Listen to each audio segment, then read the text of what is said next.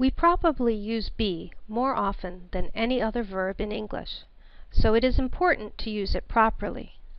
Some students use be all the time, and some students don't use it when they need to. So, in this PowerPoint presentation, we will review the affirmative, negative, and contracted forms of be in the present, and we will learn when you should use be as the main verb in a sentence.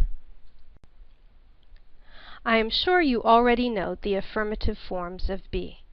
There are three forms: am, is, and are. If the subject of the sentence is I, you must use am. If the subject is you must use are.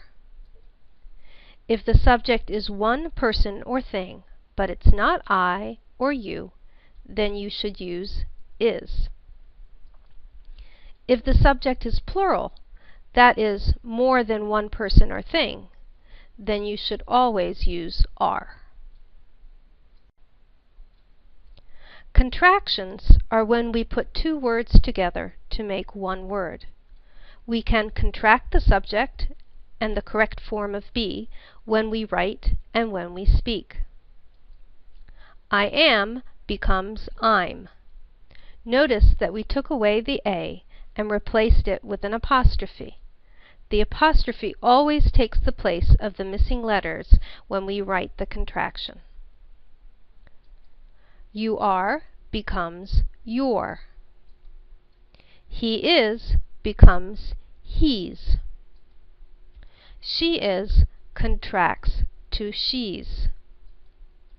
It is becomes its.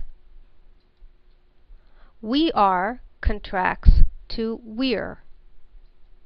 You are your. They are their. To make be in the present negative, all you have to do is add the word not after the verb. This chart shows you the contracted forms as well as the full negative forms of be. Notice that you can contract the subject and the verb, or you can contract the verb and not. However, one form is different. Do you know which one it is?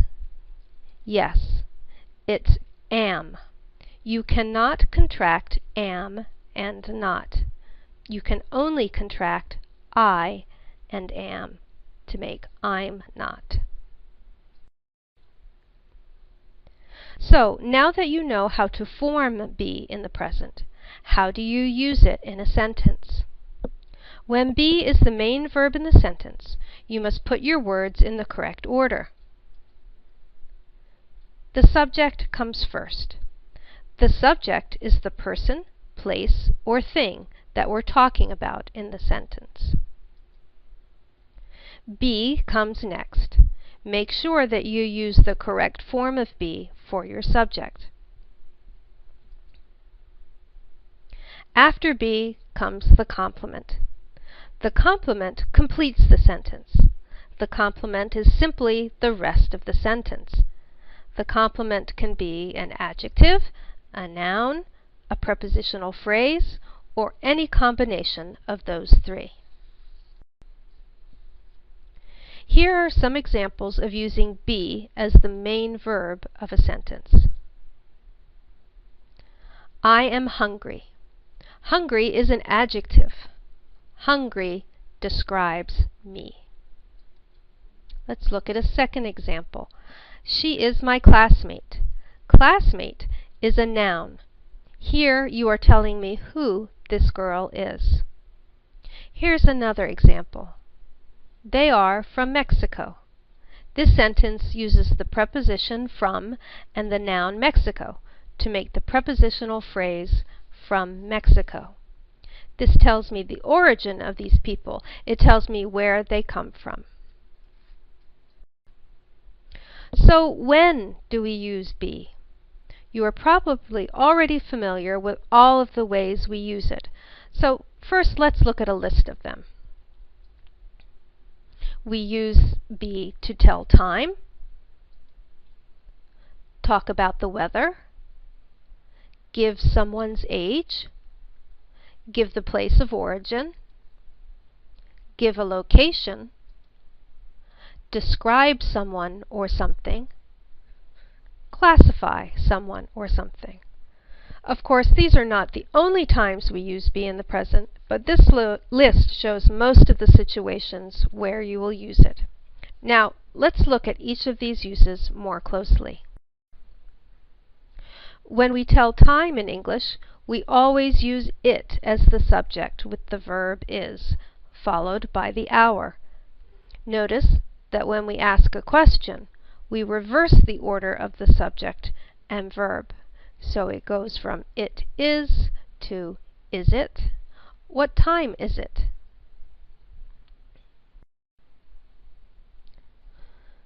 There are several different ways to talk about the weather in the present in English, but very often we use be to do that.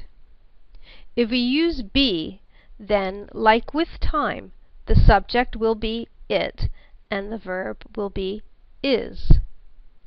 If you use it is, then the next word or words should be adjectives.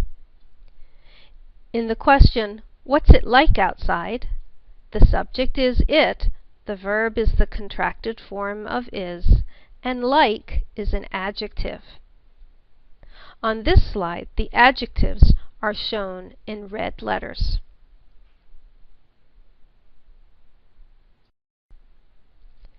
In English, we use be to talk about someone's age. We say someone is so many years old. You can give just the number of years if you want to, but if you say the word years, you must also say old.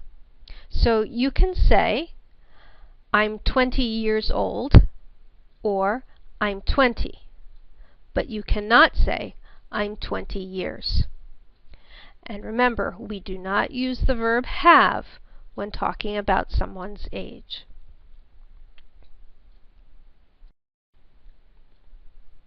If you want to talk about someone's native country or city, you can use either be or come. After the verb, you use the preposition from. As a general rule, we usually use be when we talk about people and use come when we talk about things. But either one is really okay.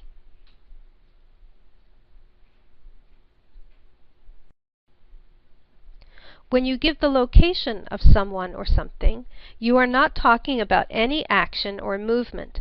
You are simply talking about where you can find that person or thing at the moment. The complement is the place where they are located, and this complement is usually a prepositional phrase. A prepositional phrase is a preposition followed by a noun or pronoun. The underlined words on this slide are prepositional phrases.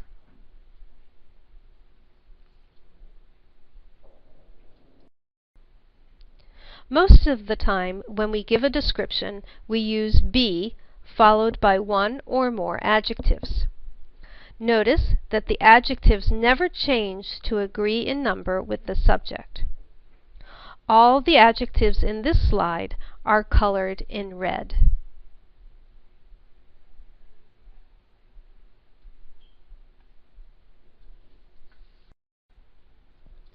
Lastly, we use be to say who or what someone or something is. For example, this is how we give the English word for someone or something, how we name someone or something in a photograph, or how we say what someone's job is. In this use, the complement is a noun. The words in red in these examples are nouns. Notice in the second sentence that we also put adjectives and nouns together in the complement. In this case, we wanted to say what kind of a room it is. It's a very clean room. Now let's check what you've learned about using the verb be. Each of these sentences has a mistake in the use of be. Let's see if you can find the mistakes. Number 1. The table and chair is uncomfortable. What's wrong with this sentence?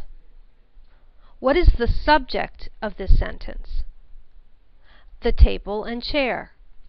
Is that a singular or plural subject? Those are two things, so it's a plural subject. With a plural subject, the verb should not be is. It should be are. The table and chair are uncomfortable. Number 2. I amn't from Bolivia. Do the subject and verb agree? Yes, I am. Is there anything wrong with the prepositional phrase? From Bolivia? No, that's fine. So what's wrong with this sentence? The mistake is in the contraction. Remember that we cannot contract am and not. We can use the full form I am or contract I and am so that we have I'm not. I am not from Bolivia. I'm not from Bolivia. Number 3.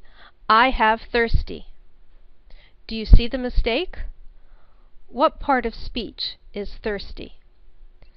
It's an adjective, not a noun, so you cannot have it.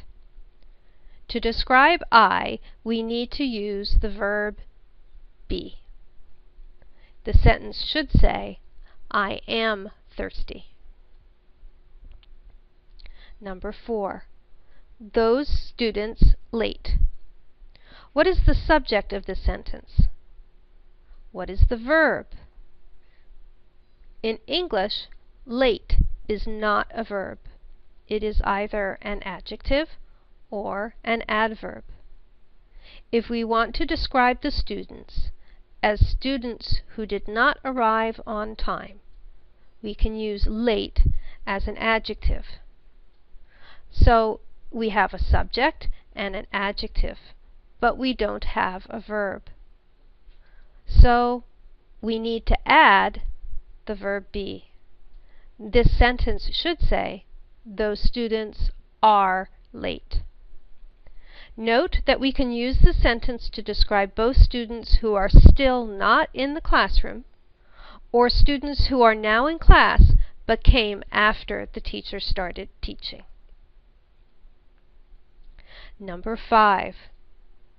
Their daughter is 6 years. In this sentence, we are giving the age of a girl. What's wrong? We need to say either that this girl is 6 or that she is 6 years old. You can't just say 6 years when speaking about her age. Number 6. What's wrong with this last sentence? He's a rich. What part of speech is rich? It's an adjective. You don't need to use the article a with an adjective. You can fix this sentence in one of two ways.